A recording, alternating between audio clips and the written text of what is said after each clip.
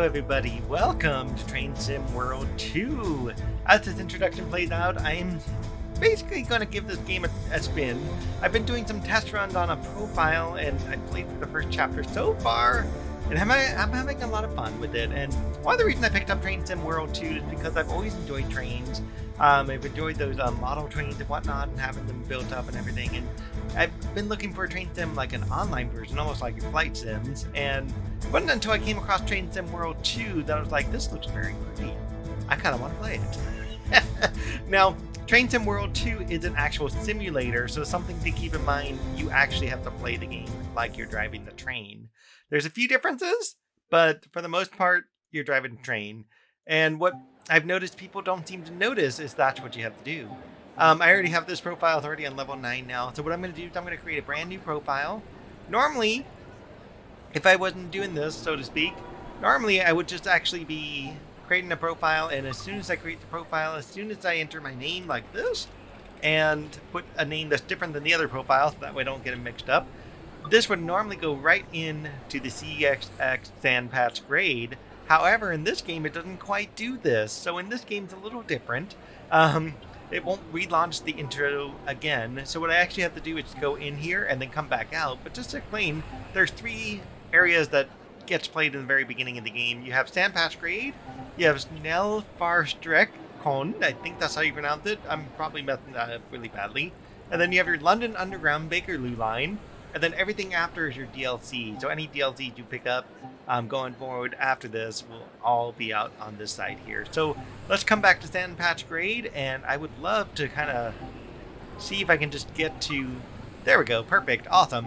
So in order to start this, if I hit Start New Journey, what it's going to end up doing is going to go right into the GP38-2 introduction, but this is not actually your true introduction to the game. So if I go back a couple screens here and I go to Explore and I go to Training, the Sand Patch Grade introduction is actually your first official training exercise. And so we're going to start with this one first, just to get an introduction to the Sand Patch Grade here. And by the way, there's no actual medal that you'll get from the very beginning of the introduction, but there's a few things that's worth explaining. And we are going to be driving apparently in AC 4400 CWYN3B. Let's get to it. Welcome to Train Sim World 2. An immersive and highly detailed rail simulation featuring authentic routes and trains from around the world. So we get to start by pressing E. That's our first button. Yay. Right? Where's my E? I can't find E on this. What's going on? It's on the wrong screen. That's why. You've just been awarded some action points. These are displayed in the top right corner of the screen and count towards your overall experience. All right. It is necessary to be fully observant of the surrounding world. Practice by looking up, down, left, and right. Of course, we're going to look up, and we're going to look down, and we're going to look left, and we're going to look to the right. No, I don't want to invert my vertical axis. Besides operating trains, there are lots of requirements to navigate on foot. Try moving around now. Now, Train Sim World has a really nice world, but there is some borders here, so you can't go really too far into the world. But there's places you can wander away to. For now, we're just going to follow the marker, and eventually we'll hop onto that train in just a second here. What we really want to do is press Shift here and run, and click on this. This is one of many interactives to be discovered, but not all of them will be as easy to find as this one. So this is like essentially their... Climb aboard and take a seat in the cab with the engineers for a short ride. I knew he'd be doing that. Anyway, so this is actually your very first marker. You can get the first 3 right here in the introduction. Something to keep in mind. Just wander right around the house, get to the back side of the house, and you can find your very first helmet. Or hard hat, shall we say. And then just take your way around the house yet again, and we're actually going to cross over the tracks, and we're actually going to basically bump up against this metal pole right here. CSX transportation property, no trespassing. Let's hop onto the engine. So this particular engine here, the 414, A, W, etc., all those AC, whatnot, all those numbers and letters, basically you got to go in through this door right here, and then in order to shut this door, we have to open that door, shut the front door, and then close the back door, so to speak. And I love how it says fuses and torpedoes. What torpedoes do we need? This game's very particular, so It doesn't quite let you get to certain things. You have to sit in certain seats and do certain things with the control, so you can't actually touch everything. But one thing you're going to learn is you want to be able to check your engine, check your control, check everything before you even get going with the game here. Because honestly, this tutorial doesn't really teach you a lot, and they tend to fail to tell you certain things. So let me show you what I mean. You can pause the experience at any point and review previous and current objectives. Check it out now, and then return to the game when ready. So what they're referring to is the schedule right here. So our task is really to check out the task, and then apply power, and then apply brakes. But you can also get this task log by just pressing T. There you go. A lot of time will be spent operating trains. So when ready, sit in the engineer's seat. And of course they failed to say get back up again with E, but that's okay, you kind of intuitively figure it out. This game's meant to be very intuitive. A heads-up display has appeared on the right side of the screen. This is a guide to what the train is doing. This is the speed display. The white needle shows current speed. The red marker indicates the maximum permitted speed. So a couple of things to know about this. This is pretty self-explanatory with the speedometer, and it's pretty self-explanatory where the max speed is. So if you look over there, it says 35 miles an hour, about 915 yards. It also says that up here, and you can get this in a couple places just because I actually like having this here and up there, because I have a tendency looking around and I go, oh no, I'm going to be running into that. And I'm just not paying attention to this right here, not all the time. So let's go on to the next thing. This is the direction display. An arrow will indicate forward, reverse, and neutral directions. Honestly, I almost never pay attention to this because the train's moving in the direction you want it to be in. Usually I'm looking at the reverser right here and paying attention to that and actually getting it out of there. But hey, who's talking? This is the power display. A number will indicate what position the power control is in. So this is going to be useful, especially when you turn on your dynamic brakes. The color here will change, and you're going to want to use that color to help you define whether you're using dynamic brakes or whether you're using regular brakes. And this particular train, by the way, comes with computers, and so it's got some nifty stuff here on the computers that's not always easily explained. And so these computers apparently are duplicated, so we're going to go right to the next step when they explain that. These are brake indicators. They show the state of the various brake systems, allowing independent management of them. Okay, so we got essentially 4 icons that had no real explanation. This page here, I can't even click on for any real explanation, so to speak. So in the very beginning, what's really important to know is the top one here, your brake cylinder, which is also represented on this computer on both pages. The 72 that's listed there, that is actually your independent brake, which is associated with your engine brake. Now, if you went outside of the train here and you tried to check out what your independent brake actually did, it would actually be this little piston right here that would move in and out to lock your brake. But in this particular tutorial, those pistons don't do anything, so to speak, at least not in this tutorial, which is very bizarre. Even if you did touch that particular control. The next one that you see there, the MR, is essentially your reserve, okay? And this is important because you want this number to be higher than 130. Anytime it drops under 130, this is essentially your main reserve, okay? And so anytime it drops under 130, you have like an air compressor in the engine that will actually turn it on and get it refilled back up to 130 or so. But what's really important are the bottom two, especially if you're carrying a bunch of trains like this engine is here. So if you look back there, you'll see a bunch of trains. Okay, no, you can't see it.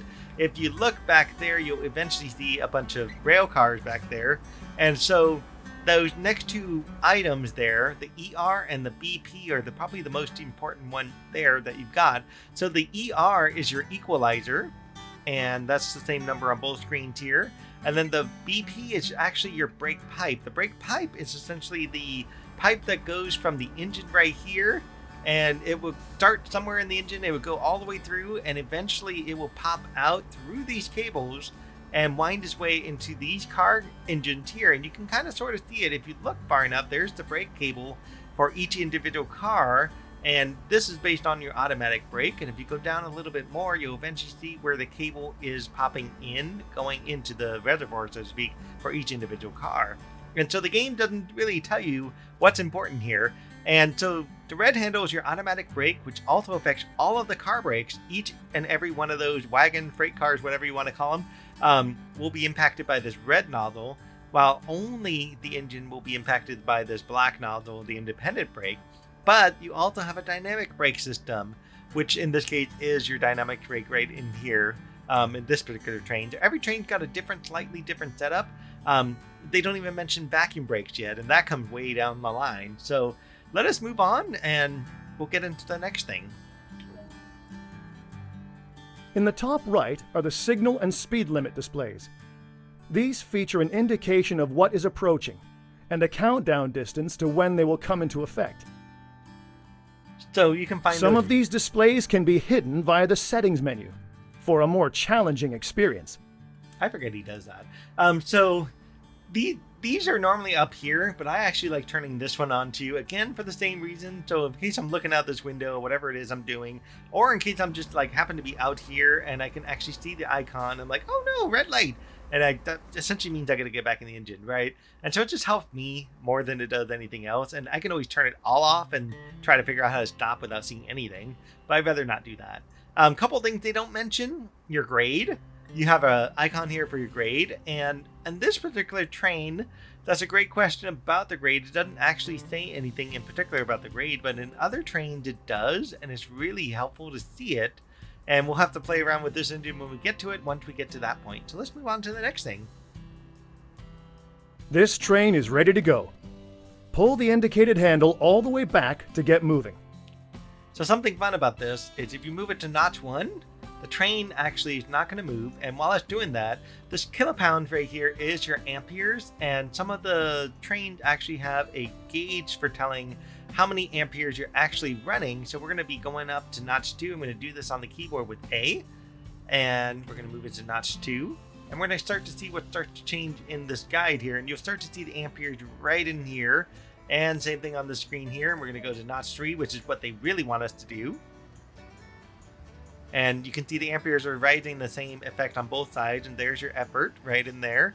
It says our reverser is already in the forward direction, and our throttle is in N3, at least for this particular train. And what they're asking me to do is unlock the independent brake, which is very interesting because if I flip this around again to the outside, so the independent brake should be moving these pistons right in here, this one and that one, to unlock the brake. But when I do it, you'll notice nothing is actually moving in either direction when I move this in either direction, but the BC is going up and down. And if I just, for the sake of doing this, go down to one of the cars way down here and look at the same thing, actually this one here had it very good. Look at the same thing here. The independent brake doesn't do anything here. So it really gives you this counterintuitive notion that the independent brake is all you're supposed to use, and the next tutorial basically makes it sound like the automatic brake is all you need to do, and it's just very counterintuitive. So let's just turn this off and get ourselves rolling.